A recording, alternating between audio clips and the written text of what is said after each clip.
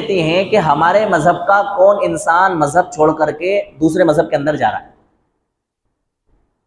اب جب وہ لسٹ دیکھتے ہیں تو اس میں سارا بایو ڈاٹا اس مذہب چھوڑنے والے انسان کا لکھا ہوتا ہے۔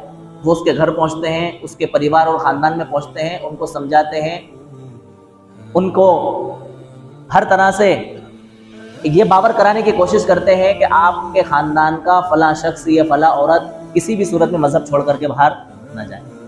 اسی لیے آپ نے ایک نعرہ بہت زور و شور سے سنا ہوگا، لو جہاد، ہے نا؟ لو جہاد کی کوئی حیثیت اور حقیقت اسلام میں ہے ہی نہیں۔ اتنی گندی چیز کی تعلیم اسلام دے ہی نہیں سکتا۔ اسلام کے ماننے والوں کو تو اسلام نے نظریں جھکانے کا حکم دیا ہے، چہ جائے کہ کسی غیر مذہب کی لڑکی کو یا عورت کو اپنا شکار بنا کر کے اپنی حویث کا اس کو کیا بنایا جائے، ذریعہ بنایا جائے۔ یہ مذہب اسلام کی تعلیم نہیں ہے۔